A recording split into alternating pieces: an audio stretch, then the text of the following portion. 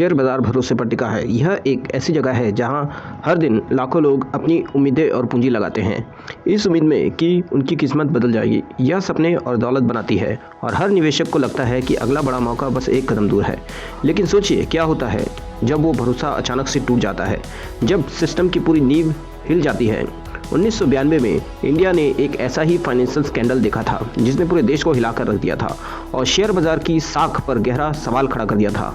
उस समय देश की इकोनॉमिक लिबरलाइजेशन अपना रहा था, नई नीतियां आ रही थी और ऑप्टिमाइजेशन हर जगह था। शेयर बाजार नए पैसे और नए भारत का सिंबल बन गया था। लेकिन इसी ऑप्टिमाइजेशन के बीच सिस्टम के अंदर एक तूफान धीरे धीरे आकार ले रहा था, एक ऐसा तूफान जो सब कुछ बदलने वाला था। हर्षद मेहता, जिसे दलाल स्ट्रीट का बिग बुल कहा जाता था, एक ऐसे स्कैम का ऑथेंटिक बन गया जिसने हजारों लोगों की जिंदगी को बदल दिया। उसकी मामूली शुरुआत छोटे से घर से लेकर फाइनेंशियल सुपरस्टारडम तक का सफर डिस्पिटेशन और मैनिपुलेशन से भरा हुआ था। उसकी कहानी ने पूरे देश को चौंका दिया। यह कहानी है बेलगाम एम्बिशन की, टूटे हुए भरोसे की और एक ऐसे स्कैम की जिसने पूरे इंडिया के फाइनेंशियल सिस्टम को हमेशा के लिए बदल कर रख दिया। आम आदमी से लेकर बड़े बड़े निवेशक तक सब इसकी चपेट में आ गए। चलिए जानते हैं आखिर यह सब कैसे शुरू हुआ और कैसे एक आदमी ने पूरे सिस्टम को हिला कर रख दिया। हेडलाइन से पहले हर्षद मेहता कौन था यह जान लेते हैं। उसकी कहानी एक साधारण सी परिवार से शुरुआत होती है, लेकिन आगे चलकर यह भारतीय फाइनेंशियल का सबसे चर्चित गाथा बन जाती है। एक मामूली से परिवार में जन्मे हर्षद ने बचपन से ही संघर्ष देखा था। मुंबई की तंग गलियों और भीड़भाड़ वाले इलाकों में पला बड़ा। उसने बॉम्बे स्टॉक एक्सचेंज में अपनी किस्मत आजमाने से पहले कई छोटे मोटे काम किए थे, कभी सेल्समैन, कभी डिलीवरी बॉय तो कभी क्लर्क का। एक जॉबर के रूप में ही शुरुआत करते हुए मेहता ने ट्रेडिंग फ्लोर की हलचल और बाजार की नफ्स को बारीकी से समझा। उसकी तेज इंस्टिंक्ट और रिस्क लेने की हिम्मत ने नए नए ट्रेडिंग आइडियाज और बाकी लोगों से अलग कर दिया। धीरे धीरे वह अपने बोल्ड ट्रेड और शार्प मार्केट मूव के लिए पहचाने जाने लगा। 1984 तक अपनी खुद की फर्म ग्रो मोर शुरू की। इस फर्म के जरिए वह आम निवेशकों को असाधारण रिटर्न देने का वादा करता था और लोगों को शेयर बाजार में निवेश करने के लिए प्रेरित करता था। ग्रो मोर ने जल्द ही मार्केट में अपनी अलग पहचान बना दी। उनकी चेयरमैन और कॉन्फिडेंट ने मीडिया को ड्रिलिंग बना दिया। अखबारों और टीवी में उसकी तस्वीरें छपने लगी। वह एक जाना माना नाम बन गया। लोग उसे बिग बुल कहने लगे और उसकी हर बात को फॉलो करने लगे। निवेशक उसकी तरफ खींचे चले गए और एक नए समृद्ध भारत के उसके विजन पर विश्वास करने लगे। हर कोई उसकी सफलता की कहानी का हिस्सा बनना चाहता था और उसकी सलाह को आंख मूंदकर भरोसा करता था। लेकिन इस रेंज ऑफ रीच की कहानी के पीछे एक गहरा राज छुपा था। मेहता की तेजी से ऊपर उठना भारतीय बैंकिंग सिस्टम में छिपी हुई खामियों का फायदा उठाने से हुआ था। उसने लूप होल को पहचाना और इसका इस्तेमाल किया। उसका सफर सिर्फ स्किल या किस्मत के बारे में नहीं था, यह सिस्टम के सबसे कमजोर कड़ियों को ढूंढने, उन्हें मैनिपुलेट करने और अपने फायदे के लिए इस्तेमाल करने के बारे में था। उसने दिखाया कि कैसे एक इंसान सिस्टम की कमजोरियों को अपनी ताकत बना सकता है और इसी तरह एक अभूतपूर्व स्कैम के लिए मंच तैयार हो चुका था। एक ऐसा घोटाला जिसने पूरे देश को हिलाकर रख दिया। मेहता के स्कैम का दिल बैंकिंग सिस्टम की कमजोरियों में छुपा था। Bank ready to forward deal का इस्तेमाल करते थे। सरकारी सिक्योरिटी द्वारा समर्थित short term loan cash flow को मैनेज करने के लिए एक्चुअल सिक्योरिटीज ट्रांसफर करने के बजाय बैंक अक्सर बैंक रिसिप्ट का इस्तेमाल प्रूफ के तौर पर करती थी और यह मानते हुए कि जेन्युइन होते थे। मेहता ने अंदरूनी मदद से बैंक फेक रिसिप्ट हासिल किए, बेकार कागज के टुकड़े जिनका कोई सिक्योरिटी नहीं था। उसने उसका इस्तेमाल बड़े बैंकों से भारी रकम निकालने के लिए किया जो मानते थे कि वह असली एसेट्स के बदले उधार दे रहे हैं। जो पैसा बैंकों के बीच सर्कुलेट होना था वह मेहता के हाथों में पहुंच गया। यह अनसिक्योर्ड इल्लीगल क्रेडिट लाइन उसकी ताकत बन गई। इसके साथ ही वह शेयर बाजार में अपना पर्सनल प्लेग्राउंड बना रहा था। अगला फेस बड़े पैमाने पर शेयर की कीमत को हेर फेर करना था। अवैध पैसों की ताकत के साथ मेहता ने शेयर बाजार में अपनी चालें शुरू कर दी। उसने कम कीमत वाले कम वैल्यूड स्टॉक को चुना जिसे आमतौर पर लोग नज़रअंदाज कर देते हैं। इन कंपनियों के शेयरों में अचानक भारी निवेश किए जाते थे जिससे बाजार में हलचल मच जाती थी। मेहता ने अपने नेटवर्क और अवैध फंड का इस्तेमाल करके आर्टिफिशियल डिमांड बनाई। अचानक इन गुमनाम कंपनियों के शेयर की मांग काफ़ी बढ़ गई और हर कोई हैरान रह गया कि आखिर इन शेयरों में ऐसा क्या था। देखते ही देखते इन शेयरों की कीमत आसमान छूने लगती थी। सबसे चर्चित उदाहरण था एसीसी का, जिसका स्टॉक 200 रुपये से बढ़कर 9000 तक पहुंच गया। यह बढ़ोतरी इतनी तेज थी कि हर अखबार में यह सुर्खियों में छा गई। आम निवेशक इस मिस्टोरिक राइज से चौंक गए। वे भी जल्दी जल्दी खरीदने के लिए दौड़ पड़े, जिसका बाजार में एक ज़बरदस्त फ्रेश पैदा हो गया। हर कोई रातों रात अमीर बनने का सपना देखने लगा। सेंसेक्स रिकॉर्ड ऊंचाई पर पहुंच गया था। टीवी चैनलों और अखबारों में मेहता के मार्केट जेन्युइन की चर्चा होने लगी। उसकी हर चाल पर लोग गौर से देखते थे, मानो वह कोई बाजार का जादूगर हो। लेकिन इस चमक धमक के पीछे एक कड़वा सच छुपा था। असल में ये मुनाफे सिर्फ कागज पर थे और सारा खेल नकली पैसा और हेर फेर पर टिका हुआ था।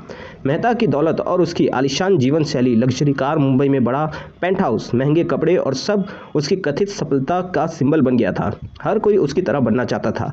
यह साइकिल खुद को फीड करती रहती थी। जैसे जैसे कीमत बढ़ती और पैसा आता गया, लोगों का भरोसा भी बढ़ता गया। इससे और निवेश बाजार में उतरे और ऊपर चढ़ता गया। लेकिन यह साम्राज्य सिर्फ एक झूठ पर टिका हुआ था। सब कुछ दिखावे और धोखे का खेल था जो कभी भी ढह सकता था। बाजार जितना ऊपर चढ़ता है उतना ही नाजुक और अस्थिर हो जाता है।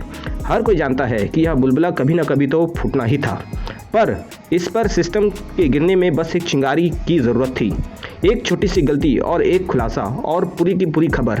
वह चिंगारी एक ऐसे स्रोत से आने वाली थी जिसका किसी ने कल्पना नहीं की थी।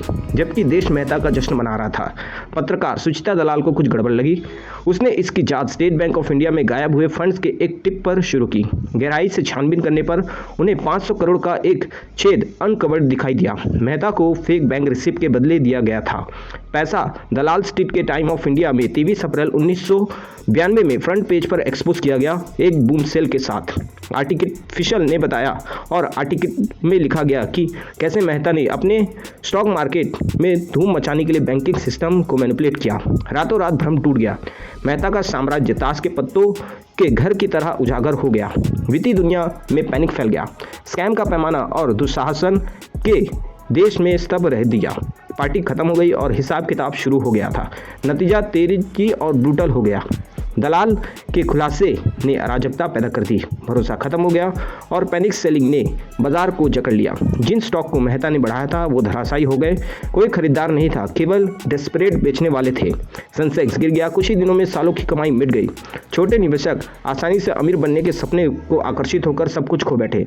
जीवन भर की बचत गायब हो गई और व्यक्तिगत बर्बादी की कहानियां देश में गूंजने लगी। इस क्रैश ने इंडिया के फाइनेंशियल सिस्टम और रेगुलेटरी ओवरसाइट में गहरी खामियों को उजागर किया। सरकार ने नुकसान को रोकने के लिए कोशिश की, लेकिन घाव बहुत ही गहरे हो चुके थे। यह स्कैम एक वेकअप कॉल था जो इंडिया के वित्तीय भविष्य को फिर से आकार देने लगा था। 1992 के स्कैम ने इंडिया को अपनी रेगुलेटरी फेलियर का सामना करने के लिए मजबूर किया। एक जॉइंट पार्लियामेंट कमेटी ने जांच की जिसमें सिस्टमैटिक वीकनेस को उजागर किया गया। सेबी जो पहले पावरफुल नहीं था, उसे और भी निवेशक रेगुलेटरी और प्रोटेक्ट करने के लिए स्वाइप अथॉरिटी दी गई। स्कैम ने नेशनल स्टॉक एक्सचेंज के निर्माण को जन्म दिया जिससे इलेक्ट्रॉनिक ट्रेडिंग और ट्रांसपेरेंसी आई। रिजर्व बैंक ने इंटर बैंक डील और बैंक रिसिप्ट के नियम पर सख्त नियम लागू किए। ऑडिट और ऑर्डरसाइट सख्त हुए। मेहता ने जिन खामियों का फायदा उठाया था उसे बंद कर दिया गया। इन रिफॉर्म ने इंडिया के बाजारों को बदल कर रख दिया, उन्हें सेफर और अधिक रेजिलेंट बनाया। स्कैम का दर्द एक आधुनिक वित्तीय प्रणाली की नींव बन गई। सीखे गए सबक इंडिया के इकोनॉमिक लैंडस्केप को आज भी आकार देती है। स्कैम उजागर के बाद हर्षद मेहता को 1992 के अंत में गिरफ्तार कर लिया गया। उसे इस पर धोखाधड़ी और कॉन्स्पिरेंसी को लेकर कई आपराधिक आरोप लगे। मेहता ने अपनी बेगुनाही बनाई रखी, यहाँ तक कि उच्चतम स्तर पर रिश्वतखोरी और सनसनीखेज दावे भी किए। कानूनी लड़ाई सालों तक चली।